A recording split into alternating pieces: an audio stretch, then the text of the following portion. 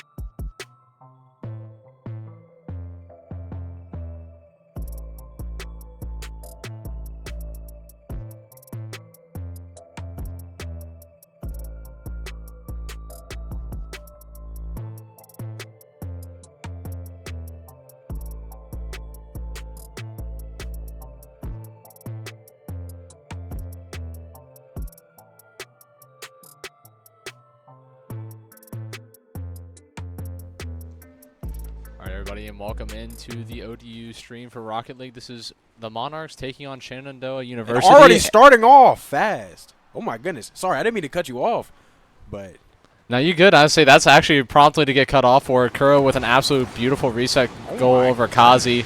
Just takes really good control right there and just makes an early lead for the Monarchs. yeah, I mean, that's just wonderful car control. That's all I can say really about it. But as you can tell, I'm Hash and I'm new here. I don't commentate Rocket League very often because I don't know the game, but while I may not know it, I will still have fun today commentating with Ace Contra. As I say, I'm normally here with Ben, but we got a little bit of difference. And GoGod now already sniping another goal for the Monarchs. Now, this is a rivalry match. I say Monarchs and Shenandoah go back. We actually have one of the Shenandoah guys that came over to our side. So, yeah, I mean, we can see why. We're already up 2-0, 20 seconds into the game, so. yeah, not to throw a smack right now, but like we can see like which side is going real well right now. But I say Shenandoah is a team that is still pretty fresh, just like the JV for the Monarchs. So you have a lot of new competitors on that team, except for Mango. Mango is a tried and true that is still the last remaining of the OG team. So that's their captain, you would say. It's actually Joe Quallard. Oh. He's actually their coach on top of being a substitute player, but he likes to let the freshmen and a lot of the younger ones kind of get behind it. I understand. Oh, and a great goal from, I'm sorry, how Elam. did Elam.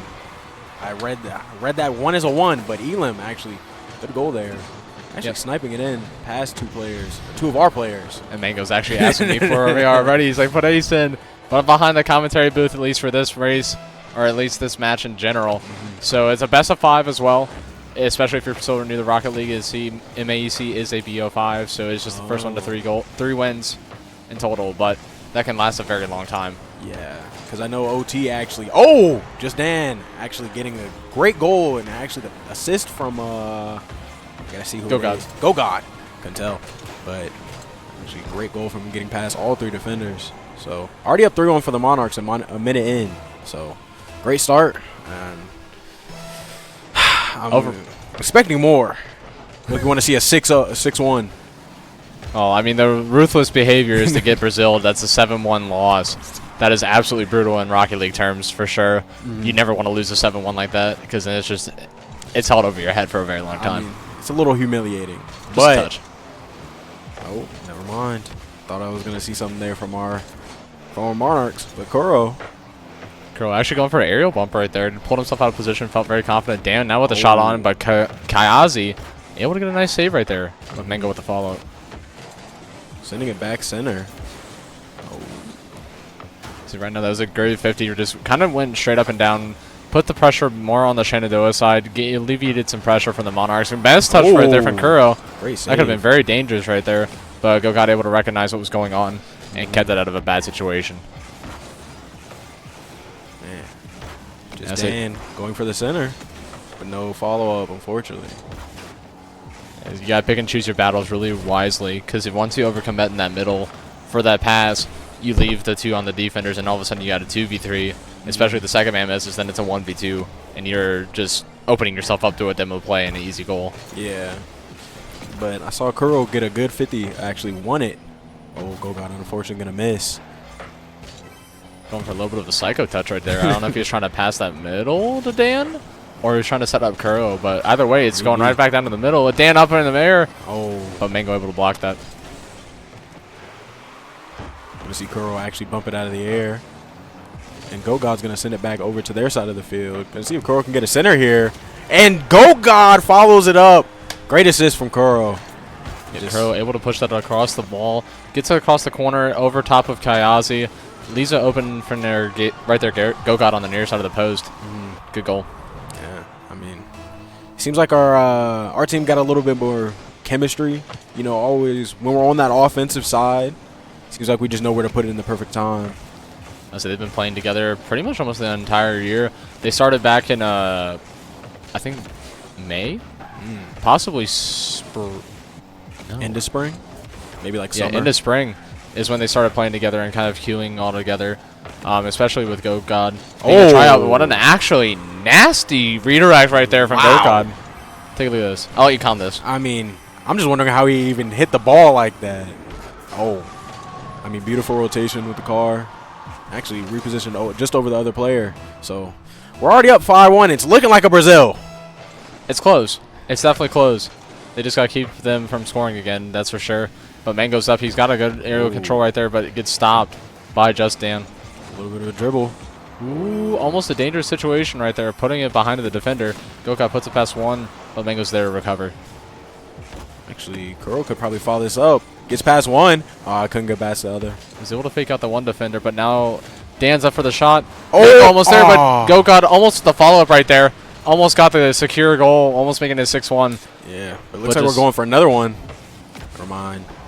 We're just trying to get that set up mid, getting a good pass play, get them out of position, and that's going to almost be a goal right there, but nothing to suffice. Kuro with the air dribbles. Oh, but I think that's Kyazi. Got him out of the air. Yep, Kyazi able to take the defense maneuver. Elam shooting it just a little bit too high. Mango with a follow-up, but puts it to the corner. Surprised he didn't try to put the shot on or go for the backboard, but now Kuro 50s it off the corner, up for Gokad. Gokad. All right. Not able to get the pass play middle. Trying to drop it off the 50, but not able to get enough behind it. Kuro now last on defense, but is able to take good control. Gets past Elam, but oh, Dan's gonna hit it up. Gonna see if there's a follow-up from Kyazi, but nobody's there to help him actually. Yeah, so almost with the follow-up right there.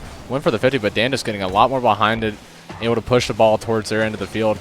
Now Kuro's up for the ceiling hit. Oh, it seems Dan's like on the back there with them. They're comboing. Oh my goodness!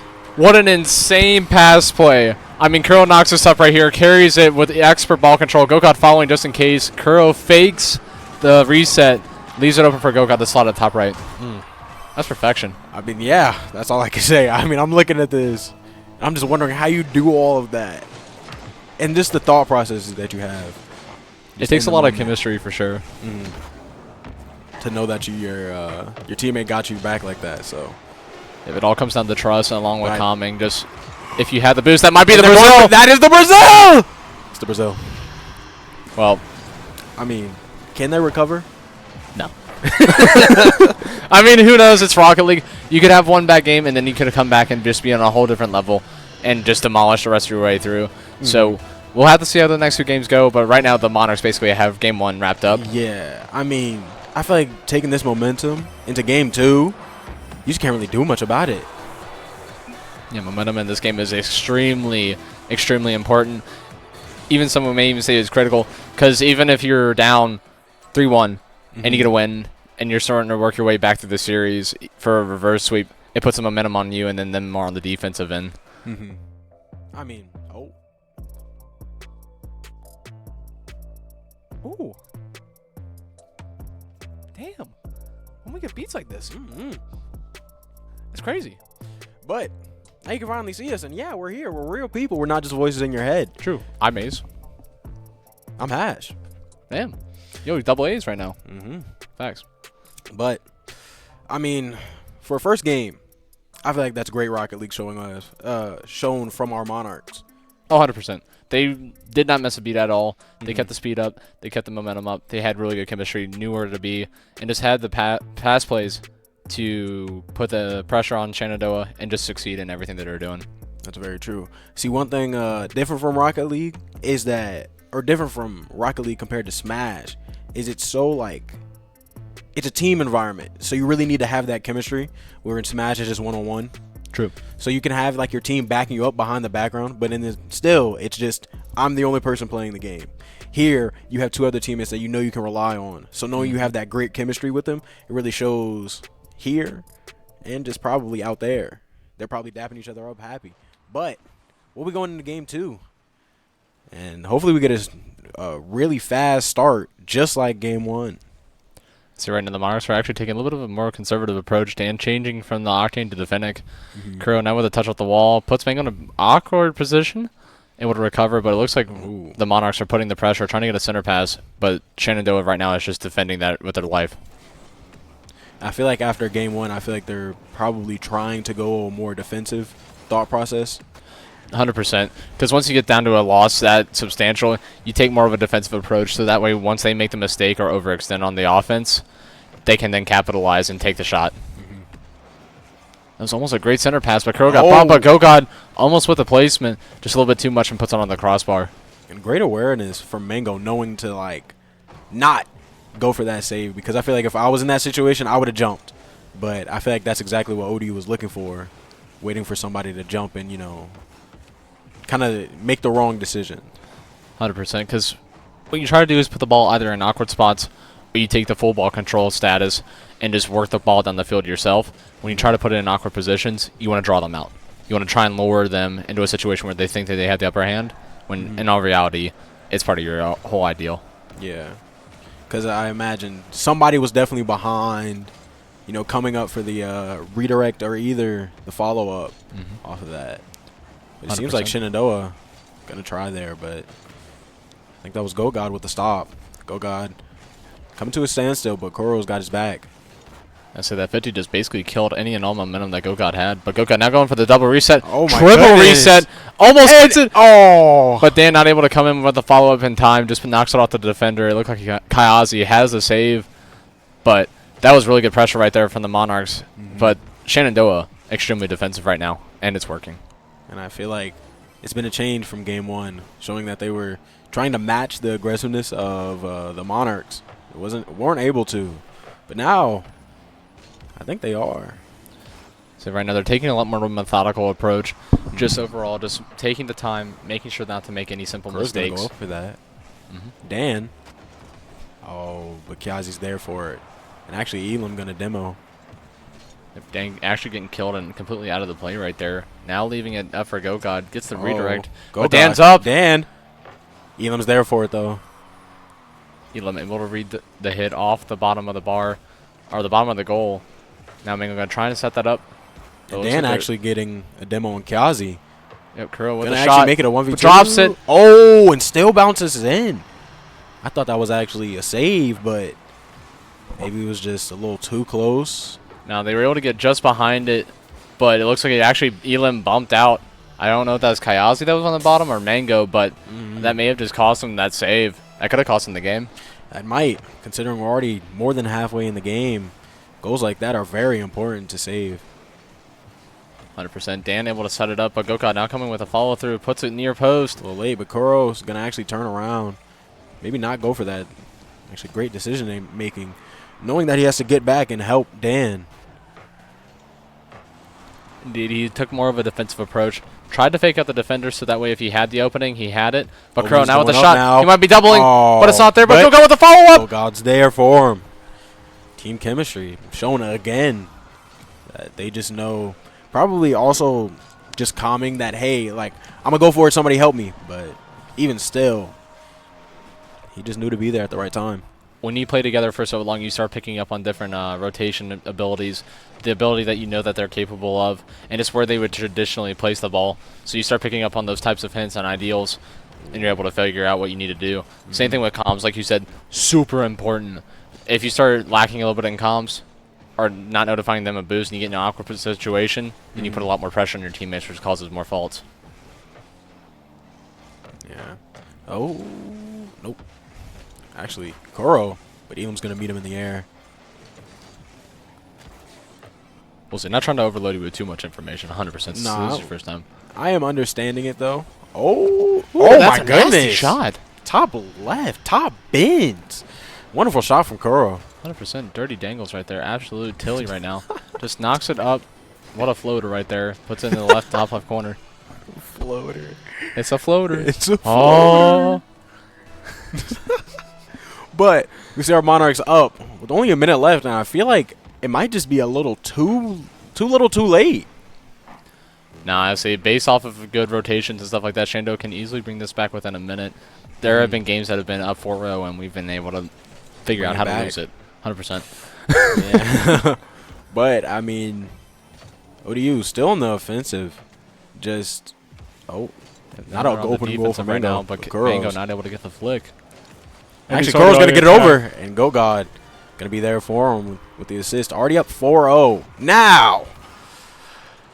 I think it's too late. 37 seconds left. You got to get a goal off kickoff if you want. If you want to make it. I think on average they're going to have to get a goal every 8 seconds. Yeah. And that's a little, considering that it's already on their side of the field, but Elam's going up for it. Oh, but Gogod's going to actually redirect it back. Right now it is going to be really close. But it is going to be an own goal.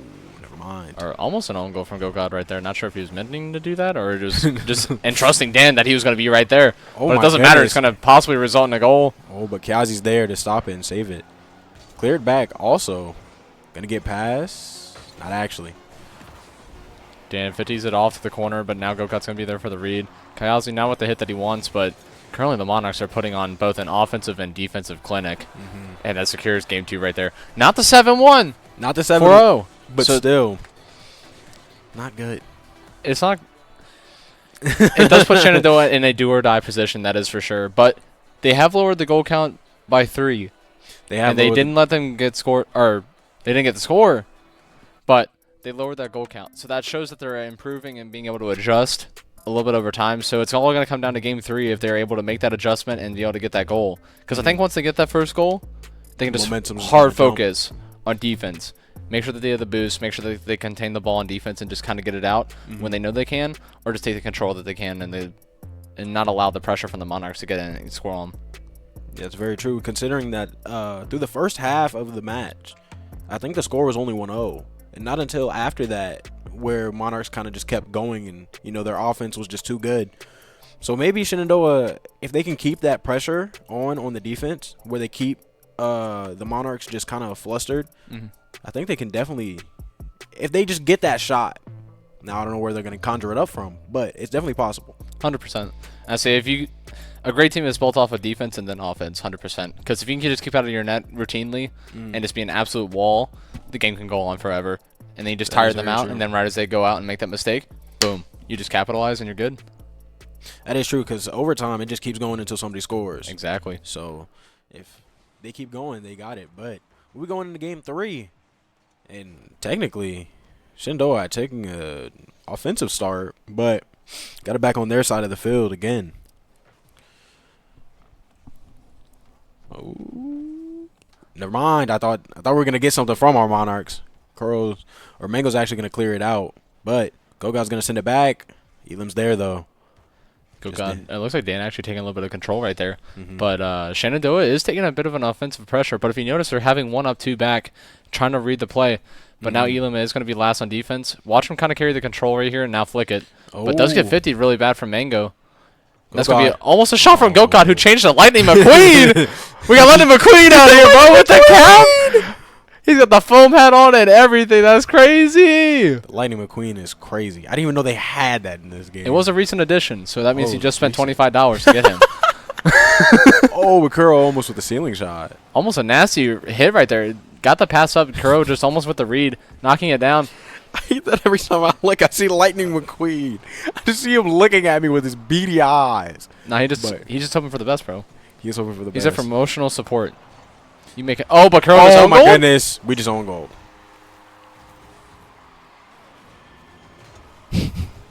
I can hear our Monarchs actually, I think, complaining just a little bit. Just a touch. I'm not kind of sure that one's gonna make the final cut. 100%. That might get edited out. We'll cut that out. Yeah. But it's only 1-0. Exactly. Oh wait, no, it's 0-0. My fault. Oh, nothing happened. Yeah. What I was talking about. I gotta blink my eye. Oh yeah, 0-0. 0-0. Yeah. Oh. All right, now it actually might be 1-0. So I think we're doing it on purpose at this point. I wouldn't say it's on purpose, as much as like we have that overconfidence that we'll be fine, and now that we're slacking and it's actually costing us. But Shenandoah, hey, kudos to Shenandoah for being able to pick up on this type of rotational. That is true. At mess ups, and right now they're up 2-0. So this is the game for them. Elam's. Oh, never mind. Dan's gonna meet him in the air, and Gogod will meet. I think that was Mango in the air, but Kuro now setting up a 50-50 for Gogod. He actually wins it, but Elam's gonna clear it out. Has no boost though, so he can't really do much with it except pinch it off the ground. Kuro is up, gets the reset. Not gonna get there in time, but Gogod with the follow up. Did he just pull shot him? I think so. But I gotta see it. Hold on. No way. No way! He full shot him for the shot. That's crazy. That's actually bonkers. Well, it seems like we really are. It's 1-2 right now. Or no, it's 1-1. 1-1. 1-1. 1-1. Kuro gonna go for it. Oh. Dan with a follow-up. Combo? Go God! No! Oh. Different hitbox, different hitbox. It's Lightning McQueen. So, very true. You got to relearn all that. You didn't know the power of the Ching. It's going to roll. Mango going to sit in on our side of the field. Goga's going to meet him. Never mind. Actually, nobody's going to meet Carries it all the way across, but just gets 50'd at the end. Dan now in a bit precarious situation, but Dan able to just get up to it. Actually got his demo, though. Are we going to make this 3v? Nope. Oh, no, he's got time. Back. He's got time. Never mind. He got absolutely annihilated. Well, he did have time. Yeah. Crow knocking in the middle for Gokad, trying to get a pass off. Gokad gets a hit, but no one's there for the follow. Dan's too far back. It's Dan. Crow gets the demo, but Dan's not able to commit. I don't think anybody's back for Kyazi, no? No one's back, but they did get the demo middle, so it relieves the pressure. But actually, Gokad, great shot here, but Mango's going to be there. And Gokad almost actually with an amazing snipe down the field. Oh, but that's a mystery. Crow knocks it out. Dan's up. Dan? He fakes it. What's that for Gokad?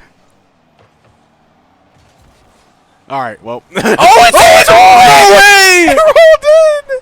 I was waiting for somebody to follow up, and I'm like, somebody was going to follow up because it just sat there. I was like, oh. It was a whole mix-up, but I mean, you know, we take it. It was such an awkward situation that I think everyone would brain fart right there. Crow may have been the only one following that, but right now 2-2 technically. 2-2. But it is 2-1. It's 2-1. It's 2-1. So we are winning. Oh, Dan's gonna get a demo on Kyazi. Devious. 100%. But now it's gonna be up for Crow, able to get the touch, carries it across the field. He might be going for a double touch right here. Puts it into Kyazi. Makes it really awkward. Doesn't get the boost steal on the way out, but now here comes Gokad. Oh, God. Oh. Oh, but Dan's still there. He's not able to knock it middle, though. Crow does need to be a little bit careful because he is the last line of defense, but he does commit to it. Gokad now up. Going to go up, but actually get. But Dan's not there. Dan committed too far up, and I think this might be. Oh, but we got a break right there. Goes up the post, keeping the goal down. Oh. Double commit right there on the goal line. Dan and Gokad both going for it. This is kind of getting. It's getting a little scary. A little bit. I say currently the Monarchs are in a bit of a different situation than they have been the past few games. Oh, Gokad's up. Not there. Dan knocking on the wall, trying to 50 it down, but does get taken underneath of him. Kuro now moving it across the wall. Not able to get the 50 out that he wants. Gokad neither getting the touch that he wants either, but does get it back around him, but sets up Mango in the process, unfortunately. We see Dan actually going past a little bit. Dan might be able to cut up for this. Besides a little bit too late, leaving Gokad now for the first pair. Crow. Gonna meet him in the air. Indeed. Actually redirected to that wall. Lightning McQueen. But Kai's gonna get it out. And actually, I don't think any of our Monarchs are on defense, and we can see Gokad. Does get 50'd up right now, but it is in a precarious situation where it can go really bad really quickly. Oh. Crow now gonna have to get the touch, but Dan's gonna have to really follow this and commit to this, but he doesn't. That's gonna leave him open on defense for a shot. And that's placed all the way to the right corner. Kyazi able to realize the situation and able to level out this game 2-2. Able to level it. Now, if it says 3-2 at the end, it's just a technical error. It's not right. It is 2-2. It should go overtime. But we'll have to see if we can technically make it overtime. Only 8 seconds, though. We're going to need a great shot from Kuro. Actually, already got a demo. But now it's down to Gokad. It is up. It is a shot. Now they're going to have to keep it up. Kuro going to have to knock that middle, but does not get the touch that he wants. I don't know why we're not in overtime right now. I don't know why. Yeah, it's weird. That's going to be some type of technicality. But Shenandoah does take the win. It is 3-2 for Shenandoah, able to come back in Game 3. Technical win. But I give him the win. We'll give him the win. 100%. 100%. It's 2-1 still. Now, still do or die for them. But it's a little bit good momentum to go into the next game. I say the Monarchs definitely at the beginning of the game were slacking quite a bit. But even when the Monarchs started putting on the pressure and trying to score, Shenandoah was still able to hold their own. They were able to be locking down on defense, not letting any free goals go in, able to make the touches that they need, and ended up getting an extra goal at the end right there to be able to just kind of figure out where they needed to be. So they stayed in it for the whole entire game. They didn't really slack back at all as much as I thought they would. So they took a very aggressive approach and got them game. It showed one of the games. Now, while we did goof around a little bit, still showed that even when the pressure was put on them, they didn't crack, stayed with it. So now, will they bring that into Game 4? I feel like you're probably going to see Gokad switch out of Lightning McQueen. to be honest with you, and probably get rid of the foam hat. Or he might just get rid of the foam hat and then put on the Dinoco scheme. He might go full on. But we don't know that yet. If we still full Lightning McQueen and we win with it, I'm just going to be happy. I'm just going to go ka-chow. 100%. It's just done. But I think we're going to be going into Game 4 here in just momentarily. I think Monarch should have this in the back. Oh, as we see right here, just Dan gonna go ahead and win that kickoff. But Kazi getting an early goal, 5 seconds in, already showing that Shenandoah is here to win it.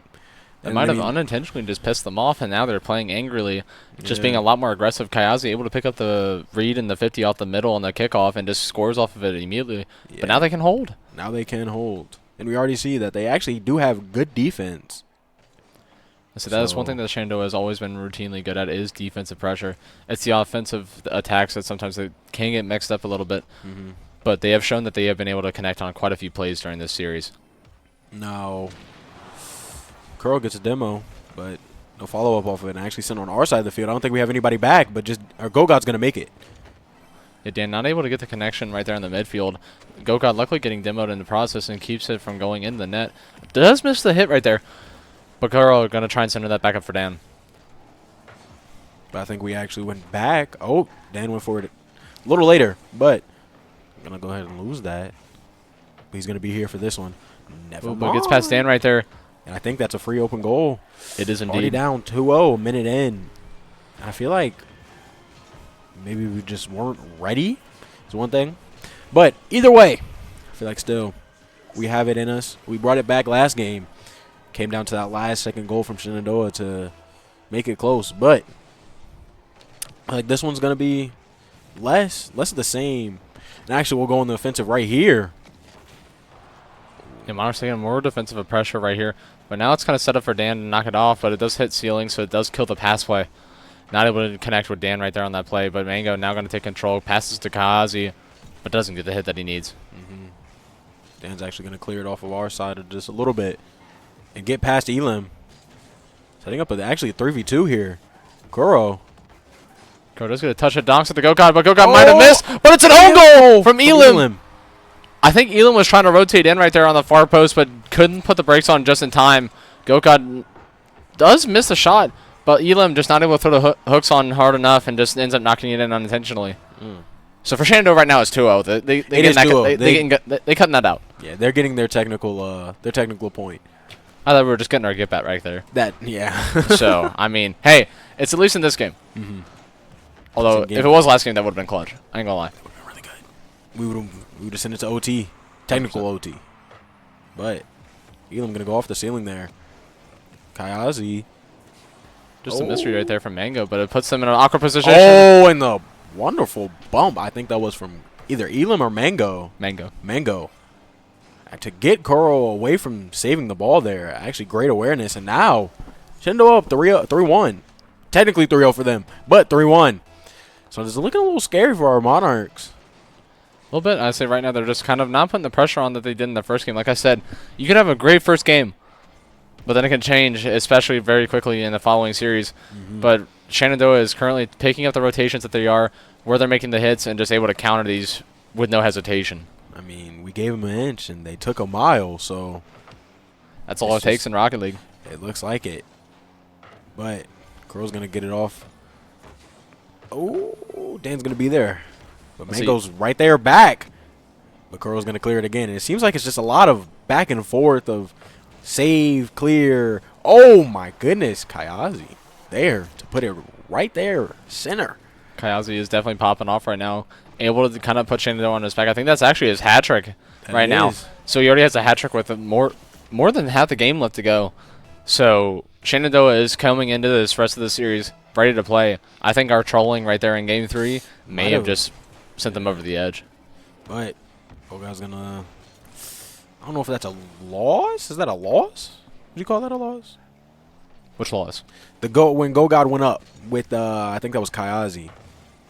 It just sent the ball straight down. I don't think that's what we wanted, but at the same time. So that's traditionally like you want to 50 it. You can either put it in a down or upward position. So if you put it down, you want to kind of put it down to a player that's on the ground, so that way you can kind of just line it. or take more ball control. If you do it in the air, that means you know that they're going to be up in the air and kind of aerialing for it for more of a vertical pass or vertical touch. So there's like different ways that you can hit and 50 the ball. You don't want to do that though. Gogod's going to send it not down, actually. Sending it off the wall for Elam, but Dan's going to be there. But we do see Gogod not on the Lightning McQueen anymore, unfortunately. Having a lot of open space right now. But Dan's One there. back, Dan able to get the 50, but Mango just comes through and just clears the ball. Now. Absolutely nasty shot. From Elam. Question is, are we going to get Brazil now? That'd be the perfect response, technically. That may possibly happen. So it's all going to come down to Game 5 right now, it's looking like, unless the Monarchs are able to come back in the next minute 33. But Shenandoah is putting on a clinic right now, just keeping the pressure, able to not overextend, and just overall play very solid Rocket League. And I know one thing Shenandoah is thinking, they can definitely contribute this win to Kazi, because he's just been playing out of his mind. Kazi has definitely been a very, very important in this play and overall in this series so far, especially on the comeback, because I think he had 2 goals last game, which put them up. Which actually secured them the victory, if I'm not mistaken, because of the own goal from Kuro. But now in this game, he has, I think, 3 goals overall. Mango with 2. So currently, Shenandoah is putting it up. But Gogod now with a shot. A little too high. Kuro's going to there. Kuro there with the follow-up and another own goal. Yep, right there, just putting enough power on in an awkward position. So either they're low on boost or just not able to get to it in time. It looked like Elam was trying to go for a different touch. Just doesn't connect on it the way that he was hoping. So 3 goals to make up, 49 seconds. They are going to have to be very efficient with this in order to get this game back. So if it gets down to 15 seconds, 20 seconds, and they still haven't scored, it's pretty much over and done. But, I mean, if they can get this score within pretty much the next 10 seconds, Kuro almost had it right there, but Gogod's there for it. And so it is 3-5. We're back in it. 36 games. It's still 2 goals. They do need to get another goal within. If they can get it as fast as this first one, they do have a chance. They do need to get the secondary goal in order to have that chance, because they can still keep it up at the time it expires, or they can at least have the last second goal. So I think instead of definitely looking for more of an overtime, more than just a win here, but 100%. Gogod's going to win that. Gokad sticking with it right now. He does get the reset, but not able to make anything else on it. Dan really playing pretty far back. Doesn't get the 50 that he wants, but Elam puts it on, and Kuro does make the jump for it. But now Kazi puts a shot on, but luckily goes off pose. But currently the Monarchs are in a position where they have to score in the next following seconds, or they are not going to be able to bring this game back. It is 10 seconds left. They are going to need to score. And it looks like it's not going to happen right there. Kayazi able to take the control. It is through one. And that is going to be it for the Monarchs. So going into Game 5. Currently, Shenandoah is on the reverse sweep right now. Yeah, I mean, if you showed me Game 1 and told me that I was going to be going to a Game 5 here, I'd be very surprised. But I watched all of it, and maybe it was just that Game 3 that Shenandoah saw that we were just trolling a little bit, gave them a little too much, and they just took it. So going to see how they take their momentum on a reverse sweep. I feel like you're feeling like you're the world. You're on top of the world right now if you're Shenandoah, especially Kazi.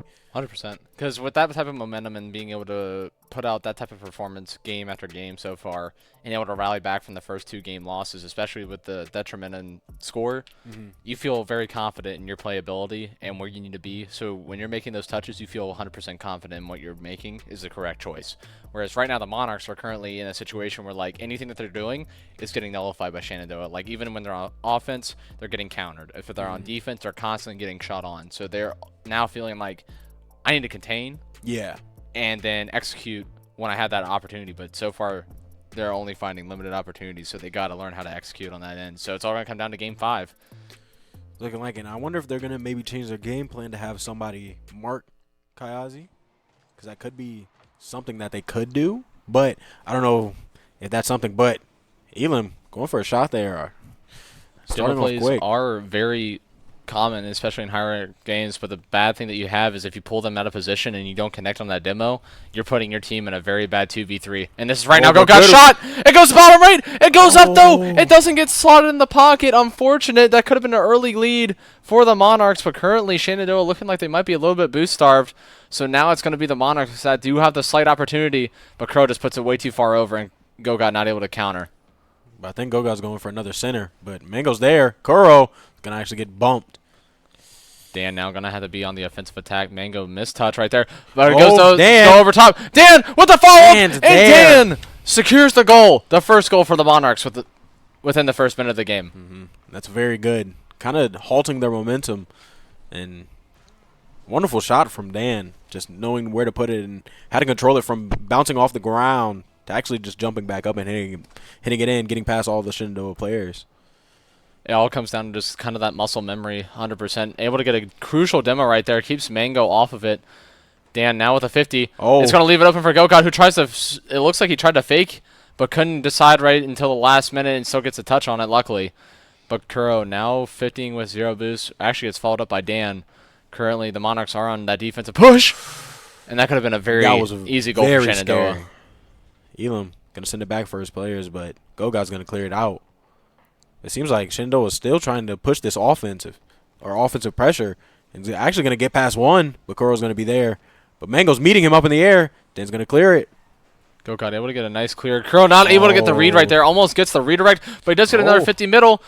Not able to follow it up in the corner, though, but currently he's going to have to rotate out because he is very low on boost. Dan, nice follow-up right there. Able to keep the pressure on for the Monarchs. And Kayazi actually being the one-man army here, but I'm unfortunately going to miss. Gogot able to get a 50. Dan just going to have to come up the middle. Not able to commit to it. It looks like Dan is actually playing a little bit more of a third-man position right now. He's just holding down the backfield, just being more of a defensive demon. Just kind of keeping his offensive attacks to a minimum. Like I said, probably trying to stop that. Actually seeing Dan go for Kayazi. Yeah, Gogot able to get a 50 right there. Oh, but Kuro's going to get demoed. With the ball control, doesn't get the 50 that he wants, but Mango with 42 boost, able to take it off the ceiling, get a touch. Actually misses the touch, which kind of pulled the Monarch out of position right there. He was reading the touch, but Kuro had to readdress. And we're seeing a lot more demos in this game. I wonder how pivotal it is to stopping the attacks, especially for the Monarchs, considering they lost one and their entire attack just got halted. But nobody's there in goal. But a little too far right. Gogot's going to go up with it. Get past one. Gogot might be able to get another touch right there. Does put it down in the corner, but Kuro now going to follow through. Able to get a touch. Hey, what a goal! What a goal. What speed right there from Kuro. I mean, just look at it. Just able to figure out where he needs to touch the ball. Great first touch. Gets up the wall. Gets just far enough out and just dunks it right on top. I mean, that is a minuscule amount of room to work with, and he's able to execute with perfection.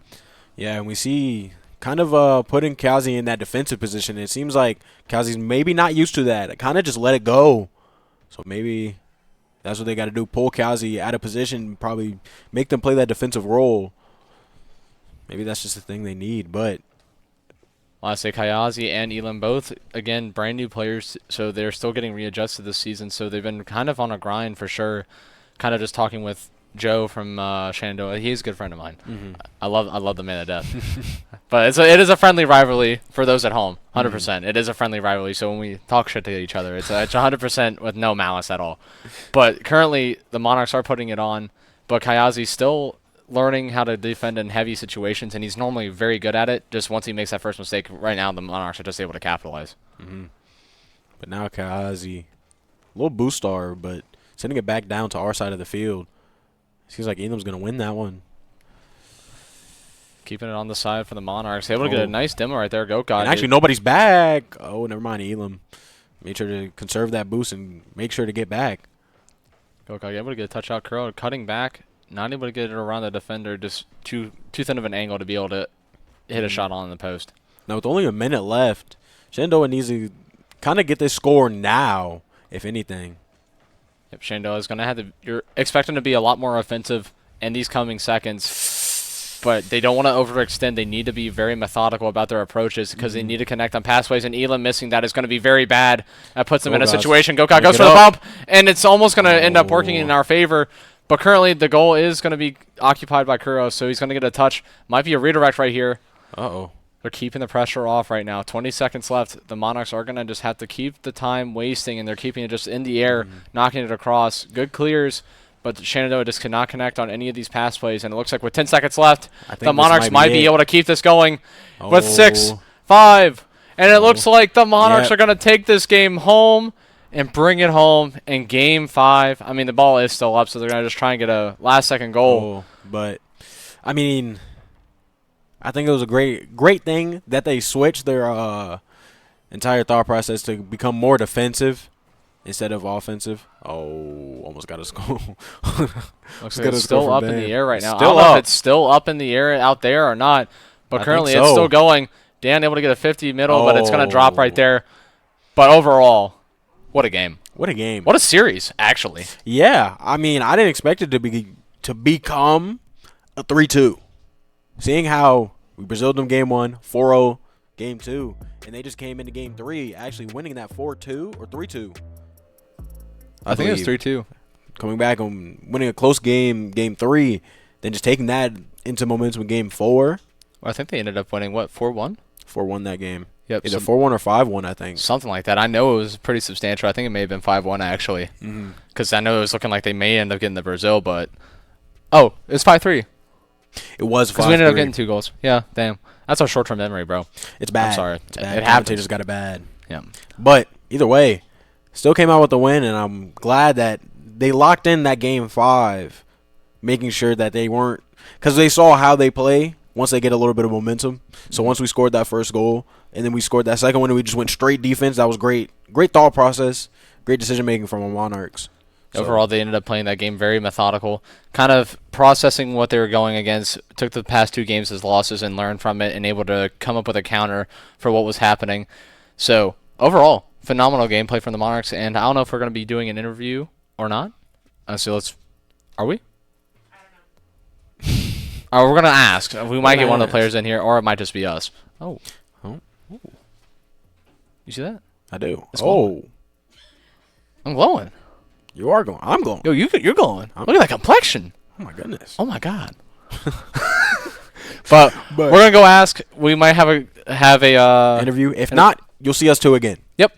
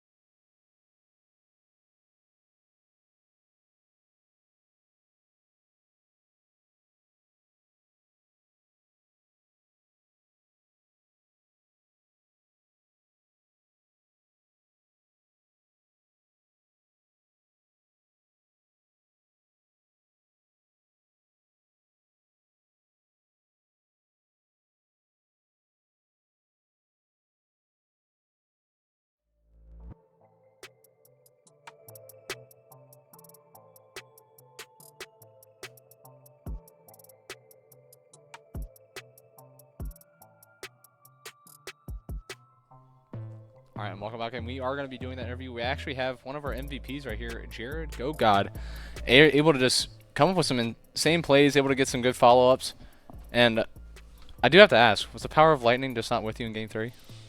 My teammates didn't want it. Like, you saw Kuro own goal. Like, I tried. I wanted the goal so bad. I wanted to celebrate, but we threw that, like, terribly, and we just couldn't close it out. I'd say overall, just kind of take us through, like, game by game, just from the first game, how you felt, to the final game on how you felt. So the first game, we won like 8-1. I'm thinking, no, this is going to be easy. And then we go in the second game. I told my teammates, if we win this, I'm going Lightning McQueen. We won, what, 6-0? So I'm like, all right, guys, we got to win this. We lost then our mental's down. We got destroyed in the next game. So it's like I had to switch back to defending because my teammates didn't want it enough. Fair enough. I say going through Game 5, you all played very solid. You were able to readdress everything that you were doing, take into consideration. But Shenandoah was not letting up at all, especially in Game 5. They had that momentum. I say, was there any difference in gameplay from the first 2 games to how you kind of handled everything in Game 5? Yeah, Mango, he came alive. He was playing so good throughout the last 3 games. It wasn't like tough to deal with him, but we struggled, and like his improvement throughout the series like took it to Game 5. So, yeah. I say overall, in the future, I do have to ask, will we be seeing Lightning returning for any league play? Okay, so that's the main thing that we were focusing on. And then going into next week, I am unsure of who all you're facing. I'm sure too. I'm unsure too. Yeah. I guess we'll figure that out. But going from how you all took this week's game, is there anything that you're going to practice, work on, or are you just kind of going in with the same flow that you had this week? More work on my skill using Lightning McQueen so you can see him throughout the whole series instead of me try harder and defending the whole time. Fair enough. And so is there anything else that you want to say to the viewers that are watching at home? Ka-chow. We love it. All right. We'll be right back for closing statements, and that's it.